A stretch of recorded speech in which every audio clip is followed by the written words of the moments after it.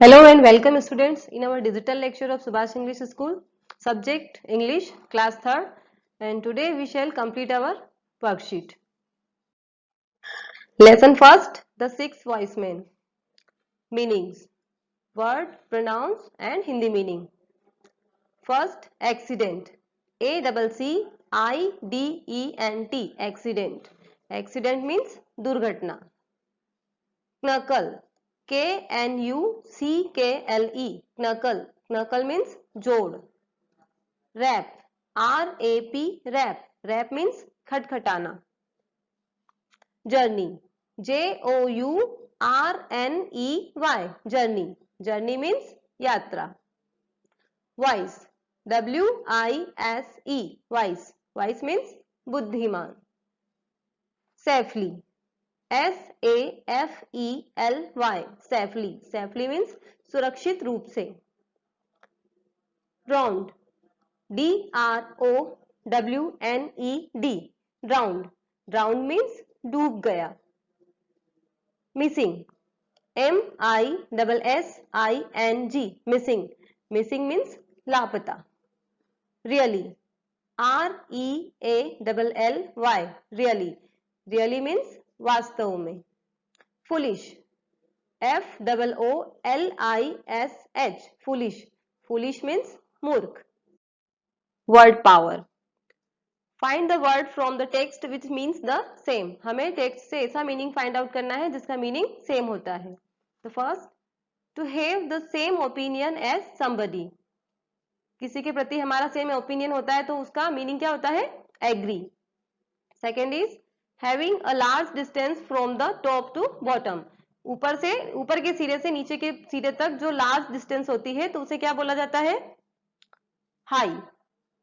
Next is from one side to the other side. एक किनारे से दूसरे किनारे तक.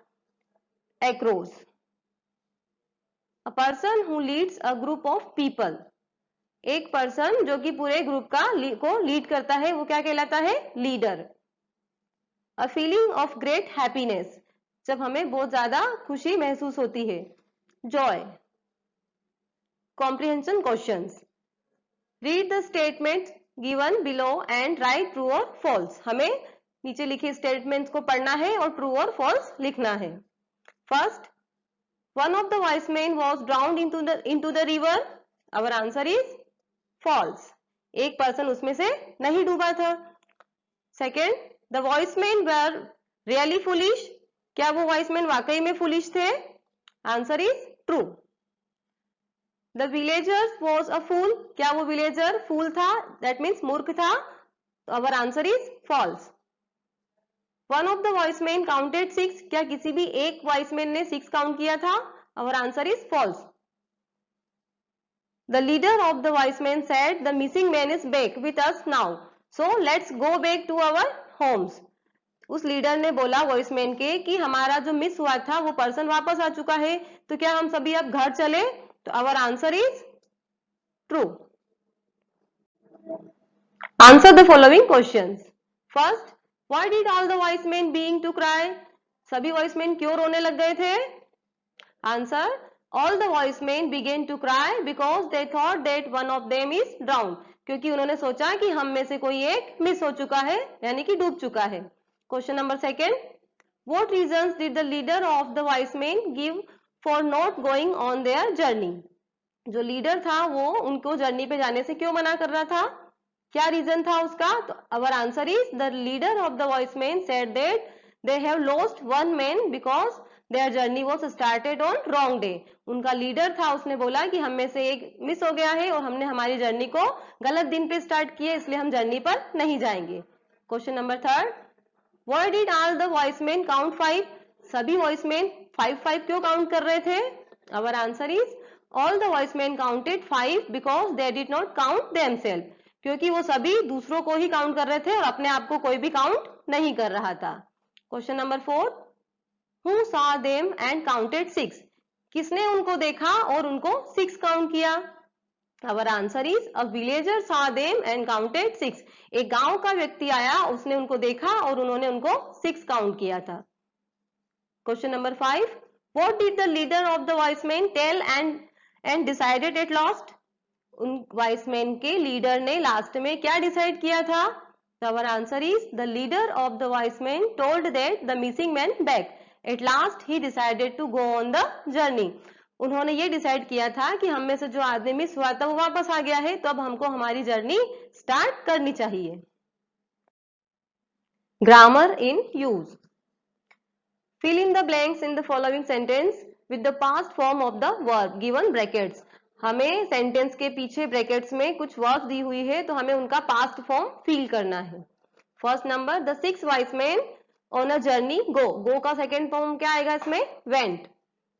Second, they across the river. Swim. Swim का past form स्वेम.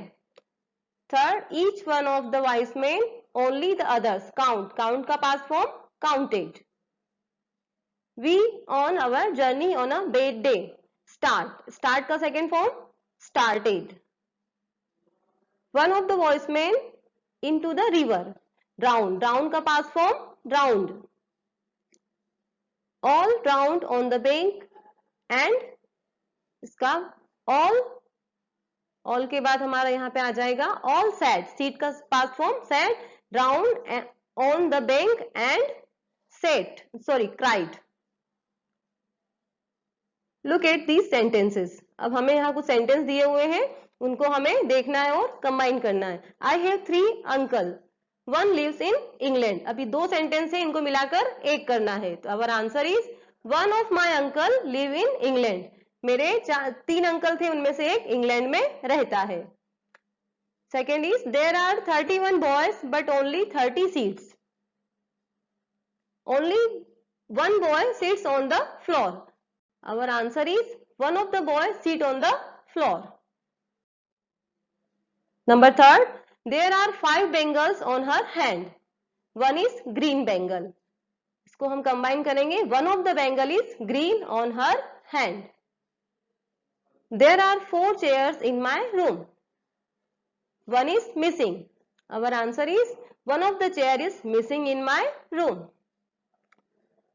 Number 5. There are 40 teachers in the school. Only one is a woman.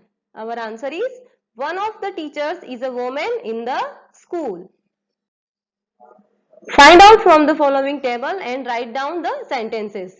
हमें यहाँ पर एक टेबल दी हुई है, इससे हमें सेंटेंस मैच कर लिखना है. फर्स्ट में दिया हुआ है देयर, सेकेंड में वॉज और वर, और लास्ट में हमें 4 ऑप्शंस दिए हुए हैं, तो हम इसको कंबाइन करके लिखेंगे. तो हमारा फर्स्ट सेंटेंस बनेगा there was a big playground. Okay. Second is there was a blackboard in every classroom. Third is there was a desk for every pupil. Next, there was a library with 2000 book in it. There was a number of teachers. Next, there were 2 big rooms for the teachers. There were 1000 students. There were a number of peons. Okay students, I hope you understood this worksheet. और आपको इस worksheet को अच्छे से समझना है, सुंदर writing में अपनी इंग्लिश कॉपी में लिखना है और उसका पिक जो आपका क्लास का ग्रुप बना हुआ है उसमें सेंड करना है, और ये क्वेश्चन आंसर्स आपको लर्न करना है. Okay, thank you.